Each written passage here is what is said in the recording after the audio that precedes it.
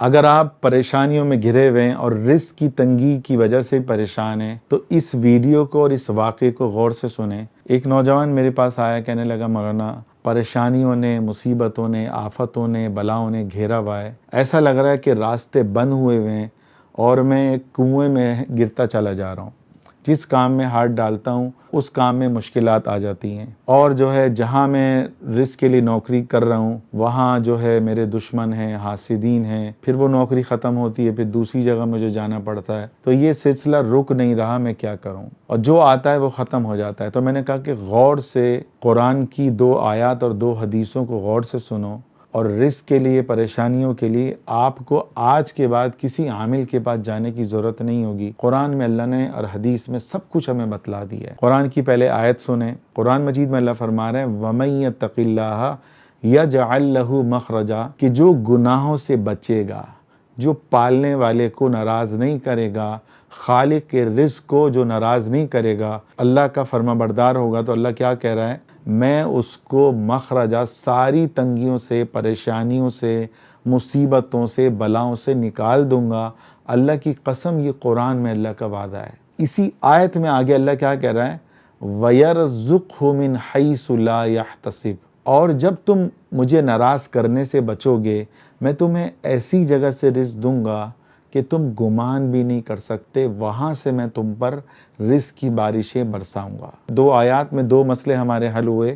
ہر غم سے نجات اللہ کہہ رہا ہے کب؟ گناہوں سے بچنا پڑے گا۔ ہم چاہیں فلمیں دیکھتے رہیں، ڈرامہ دیکھتے رہیں اور لڑکیوں سے دوستی کریں، جوا کھیلیں، شراب پئیں، ہم کہیں ہم غم سے نکلیں، ہمارا رزق بڑھتا رہے، ناممکن ہے۔ جن کا بڑھ رہا ہے، حدیث میں آتا ہے وہ استدراج ہے، اللہ ان کو ڈھیل دے رہا ہے، اور پھر اللہ ایسے پکڑ کرے گا کہ وہ سوچ بھی نہیں سکتے۔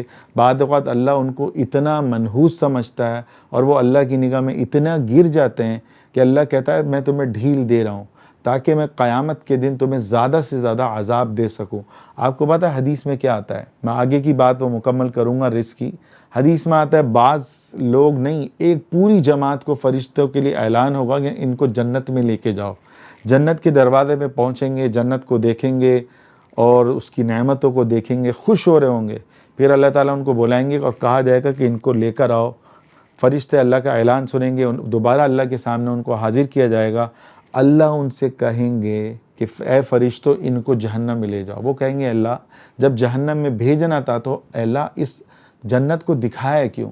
اللہ پتہ ہے کیا کہیں گے؟ اللہ کہیں گے تم نے خلوتوں میں مجھے ناراض کیا، میری نافرمانی کری، میری حرمت کو پامال کیا، آج میں تمہیں اپنے عذاب کا مزہ چکھاؤں گا۔ سوچیں جنت دیکھ کے بندہ جہنم میں چلا جائے، خدا کی قسم یہ حدیث میں آپ کو بتا رہا ہوں، اور اس کا حوالہ بھی میں نے ایک دوسری حدیث میں بیان کیا ہے، یہ ضمناً آ گئی۔ دوسری بات سمجھیں، گناہ رزق کو تنگ کر دیتے ہیں، رزق کو سمجھ لیں مٹی کے اندر دبا دیتے ہیں۔ کیوں؟ کیا دلیل ہے؟ مسند احمد اور ابو داؤد میں یہ حدیث ہے ان الرجل لیحرم الرزق بذنب یصیبہ، کہ بعض ایسے بھی لوگ ہیں، یہ سب کے ساتھ نہیں ہیں، اللہ فرماتے ہیں کہ گناہوں کی نحوست کی وجہ سے میں ان کے رزق کو تنگ کر دیتا ہوں۔ قرآن میں ایک اور جگہ اللہ فرما رہا ہے وَمَنْ أَعْرَضَ عَنْ ذِكْرِي، جو میری یاد سے اعراض کرے گا، مجھے بھول جائے گا، نہ نماز پڑھے گا، نہ قرآن پڑھے گا، نہ ذکر کرے گا، اللہ کیا کہہ رہا ہے؟ فَإِنَّ لَهُ مَعِيشَةً ضَنْكَ، اللہ کہہ رہا ہے میں اس کی زندگی کو تلخ کر دوں گا، پریشانیوں میں اس کو پھنسا دوں گا۔ بعض مفسرین نے لکھا ہے ضنکا، اس سے مراد اس کے رزق کو تنگ کر دوں گا۔ تو حدیث بھی آ گئی، قرآن کی آیت بھی آ گئی۔ اب دوسرا رزق کو بڑھانے کا ذریعہ میں نے اس نوجوان سے کہا پہلے تو بھائی گناہ سے بچو، اللہ کا وعدہ ہے اللہ آپ کا رزق بڑھائے گا۔ میں نے کہا دوسرا استغفار کی کثرت کرو۔ ایک آیت میں نے سنائی، ایک حدیث میں نے اس کو سنائی، وہ آپ کو بھی میں سنا رہا ہوں۔ اس کو سننے کے بعد بھی ہم اگر کسی عامل کے پاس جاتے ہیں نا، اللہ کی قسم ہمیں جوتے پڑنے چاہیے۔ میں حقیقت بتا رہا ہوں، اس بندے پر جو چونٹی بھی گزر رہی ہوگی نا، وہ بھی لعنت دیتے ہوئے جاتی ہوگی کتنا بے وقوف ہے، بدنصیب ہے، قرآن حدیث سننے کے بعد بھی عاملوں کے پیچھے در در جا رہا ہے۔ اس کا مطلب حقیقت میں اس پہ کوئی ایسی لعنت پڑی ہے، اس نے کسی کو ایسا تنگ کیا ہے، اس کی وجہ سے یہ پریشانی میں مبتلا ہے۔ اب دوسری قرآن کی آیت اور حدیث سنیں کہ किस वजह से, दूसरा रास्ता क्या है जिससे अल्लाह रिस्क को बढ़ाता है। कुरान में सूरह नूह में अल्लाह कह रहा है इस्तगफिरू रब्बकुम इन्नहु काना गफ्फारा युरसिलिस समा अलैकुम मिदरारा। मेरे नबी इनसे कह दीजिए तुम इस्तिगफार करो, तुम्हारा रब बड़ा गफूर रहीम है, बड़ा बख्शने वाला है। युरसिलिस समा अलैकुम मिदरारा, इस इस्तिगफार की बरकत से तुम्हारा रब आसमान से मूसलाधार बारिशें बरसाएगा, उनके खेत जो खुश्क हो चुके हैं, बंजर बन चुके हैं, उस पर हरियाली आ जाएगी।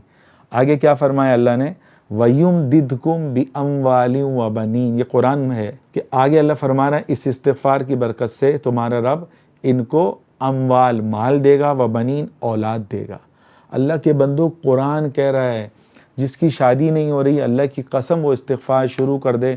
हमारे हज़रत हकीम साहब रहमतुल्लाह अलैह फरमाते थे अल्लाह उसके लिए गैब से असबाब पैदा करेगा। तो मुरीद कहने लगा हज़रत वो हाफिज़ थे, आलिम नहीं थे, कहने लगे इस पर तो अल्लाह कह रहा है कि अल्लाह औलाद देगा इस्तिगफार की बरकत से, शादी तो इसमें है नहीं। फरमाया भाई जब औलाद अल्लाह देगा तो पहले शादी होगी तो औलाद आएगी। तो ये कुरानी की दलील हो गई कि इस्तिगफार की बरकत से औलाद भी मिलेगी, माल भी मिलेगा। अब हदीस से हम दलील सुने। हदीस में आता है मन लज़िमल इस्तिगफारा, कि जो इस्तिगफार को लाजिम पकड़ लेता है। लाजिम पकड़ना क्या, रोज़ाना 300 दफ़ा, 500 दफ़ा, 1000 दफ़ा इस्तिगफार करे, अस्तगफिरुल्लाह, अल्लाह मुझे माफ़ कर दे। जो इस्तिगफार को लाजिम पकड़ता है क्या इनाम मिलेगा, अल्लाह फरमाते हैं जअलल्लाहु लहू मिन कुल्ली ज़ीक़िन मखरजा, अल्लाह कह रहा है मैं उसको हर परेशानी से निकाल दूंगा इस्तिगफार की बरकत से। और आगे अल्लाह क्या कह रहा है, वयरज़ुक़हु मिन हैसु ला यहतसिब, जो तक़वे के बारे में था वही अल्फाज यहाँ भी मिलता है, मैं उसको इस्तिगफार की बरकत से ऐसी जगह से रिज़्क़ दूंगा, ऐसे रिज़्क़ की बारिशें बरसाऊंगा कि वो सोच भी नहीं सकता। तो परेशानियों से निजात के लिए 2 काम करने हैं, गुनाहों से बचना है। गुनाह करेंगे रिस्क तंग होगा, परेशानियां आएंगी। जब खालिक नाराज़ होगा तो कोई चीज़ आपको सुकून नहीं दे सकती। जो वज़ाइफ पूछने जाते हो ना आप आमिलों के पास, हमारे हज़रत फरमाया करते थे हकीम साहब रहमतुल्लाह अलैह, और ये बात आपने किसी से सुनी भी नहीं होगी, यहाँ से आप पर आ रहा है रहमत का टरक और यहाँ से आ रहा है अल्लाह के आदाब का टरक। आप यहाँ से गुनाह नहीं छोड़ रहे, यहाँ से आप इस्तिगफार कर रहे हो और गुनाह भी नहीं छोड़ रहे, तो ये दोनों बीच में आपस में मिल जाएंगे, आपकी तकलीफ दूर नहीं होगी, एक दूसरे को रास्ता नहीं मिलेगा। परेशानियों से निकलने के लिए, रिस्क में बरकत के लिए गुनाह छोड़ने पड़ेंगे, इस्तिगफार की कसरत करनी पड़ेगी। तीसरा काम, अगर आप चाहते हो कि आपकी परेशानियां दूर हो जाएं, रिस्क की बारिशें हों, हदीस शरीफ में आता है जो कसरत से दरूद पढ़ता है, ये दरूद पढ़ना उसके हर गम को दूर कर देता है। उबई बिन काब से आप सल्लल्लाहु अलैहि वसल्लम ने फरमाया इज़न तुकफ़ा हम्मु का, कि जब तू दरूद शरीफ की कसरत करेगा, ये दरूद शरीफ पढ़ना तुझसे तेरे सारे गमों को, परेशानियों को, मुसीबतों को, बलाओं को दूर कर देगा। वयुग़फ़रु लका ज़ंबुक, और ये दरूद शरीफ की कसरत तेरे तमाम पिछले गुनाहों को माफ़ करा देगी। तो मेरे अज़ीज़ों, इसीलिए किसी ने कहा हर गम की दवा सल्ले अला मुहम्मद, हर दर्द की दवा सल्ले अला मुहम्मद, तावीज़ हर बला सल्ले अला मुहम्मद। तो अगर आप परेशानी में मुब्तला हैं, सिर्फ ये 3 काम कर लें, गुनाहों से बचें, इस्तिगफार की कसरत करें, दरूद शरीफ की कसरत करें।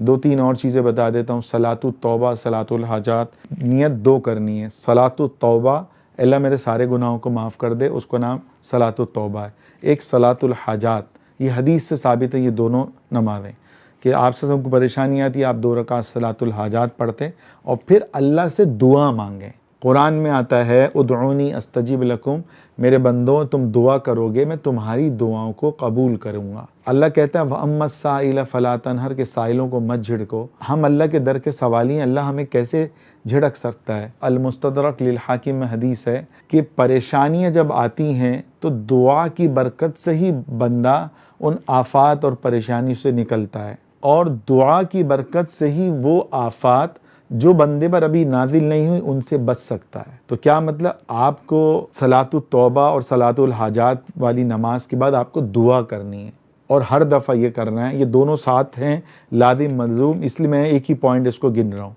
अच्छा, हदीस में आता है अगर कोई चीज़ तकदीर को बदल सकती है ना तो वो दुआ है। दुआ के अलावा कोई चीज़ तकदीर को नहीं बदल सकती। तो जब भी परेशानी आए, मज़ार पे ना जाएं, मंदिर पे ना जाएं, पीर के पास ना जाएं, आमिल के पास ना जाएं, अल्लाह से मांगे, अल्लाह से मांगे। 5वां काम, सदका दें। حدیث میں آتا ہے داو مرضاکم بالصدقہ، اپنے مریضوں کا علاج صدقے سے کرو، اور ایک حدیث کا مفہوم ہے رد البلاء بالصدقہ، کہ صدقہ بلاؤں کو ٹالتا ہے۔ عربوں نے تو اس نام سے رد البلاء بالصدقہ پوری کتابیں لکھی جس میں 200 واقعات ہیں، جس میں ہر واقعے سے ثابت کیا گیا ہے کہ صدقے سے فلاں کی بلا ٹلی، فلاں کی مصیبت ٹلی، فلاں کا غم دور ہوا۔ ہاں، چھٹا کام، اگر آپ نے کسی پر ظلم کیا ہے، دنیا کا کوئی وظیفہ آپ کے کام نہیں آئے گا جب تک آپ اس سے معافی نہ مانگو۔ یاد رکھیں، آپ کے پاس وہ بندہ موجود ہے تو آپ اس سے معافی مانگو، اس بندے کو آپ نہیں جانتے تب آپ توبہ استغفار کر لو، وہ آپ کے لیے سب سے بڑا وظیفہ بن جائے گا، آپ پھر بھی تنگی سے نکل جاؤ گے۔ لیکن آپ چاہو کہ آپ ظالم بھی بنے رہے، حدیث میں آتا ہے مظلوم کی بد دعا عرش تک جاتی ہے، اگرچہ وہ کافر ہی کیوں نہ ہو۔ اگر آپ نے کسی پہ ظلم کیا، دنیا کا کوئی وظیفہ آپ کو پریشانی سے نہیں نکال سکتا۔ یہ 6 کام کر لیں، ہو سکے تو حدیث میں آتا ہے لا حول ولا قوت الا باللہ، یہ عرش کے خزانوں میں سے ہے، اس میں 99 بیماریوں کا علاج ہے۔ حدیث میں آتا ہے ادنا سے ادنا کیا ہے، ایک حدیث میں آتا ہے یہ غم کو دور کرتا ہے، دوسری حدیث میں آتا ہے یہ رزق کی تنگی کو دور کرتا ہے۔ تو یہ 7 کام کر لیں، آپ کے ساتھ بڑے سے بڑا بھی مسئلہ ہے، اللہ کی قسم جن جادو کا بھی مسئلہ ہے نا، وہ بھی حل ہو جائے گا۔ اگر آپ جن جادو میں مبتلا ہیں تو 8واں کام تو معوذتین سورہ فلق اور ناس پڑھیں، جنات کی پریشانی میں ہیں تو کثرت سے آپ آیت الکرسی پڑھیں 41 دفعہ روزانہ، معوذتین بھی 41 دفعہ پڑھیں، وہی پانی یوز کریں، آپ کے ساتھ جن جادو کا مسئلہ ہوگا۔ حدیث میں آتا ہے جس پر جنات کا مسئلہ ہو وہ سورہ بقرہ سنتا ہے تو جن اس گھر میں ٹھہر نہیں سکتا، اور جادو کو سورہ بقرہ توڑ دیتی ہے۔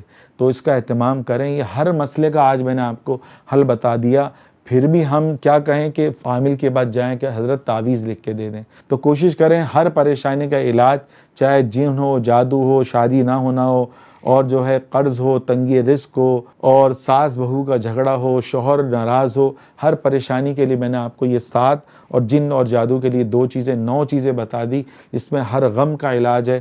اور کوشش کریں اگر آپ چاہتے ہیں کہ آپ مریں اور لاکھوں وظیفے، لاکھوں دفعہ استغفار، لاکھوں دفعہ درود شریف آپ کے نامہ اعمال میں لکھے ہوں، تو اللہ کے واسطے اس کو زیادہ سے زیادہ پھیلائیں۔ اس کی وجہ سے ہزاروں لوگوں نہیں، لاکھوں لوگوں کے اللہ نے مسائل کو حل کیا، اور یہ 1400 سال نہیں 1500 سال ہو گئے ہیں آپ سسم کو گزرے ہوئے، 1500 سال پرانی یہ وہ چیزیں ہیں جو قرآن حدیث میں موجود ہیں، جن سے ہزاروں نہیں لاکھوں لوگوں نے استفادہ کیا۔ اللہ تعالی ہمیں اس کو زیادہ سے زیادہ پھیلانے والا بنائے، اور شیطان کوشش بھی کرے اس کو زیادہ سے زیادہ پھیلانے سے، کیونکہ آپ کے ایک کلک سے آپ کو لاکھوں نیکیاں مل سکتی ہیں۔ شیطان روکے تو آپ کو رکنا نہیں ہے، اس کو زیادہ سے زیادہ پھیلانا ہے۔ اور کوشش کریں اگر آپ گناہوں سے بچنا چاہتے ہیں، اپنے ایمان کی بیٹری کو چارج کرنا چاہتے ہیں، تو ہمارے چینل مولانا ارسلان اختر کو ضرور سبسکرائب کریں۔ اللہ تعالی ہمیں عمل کرنے والا بنائیں۔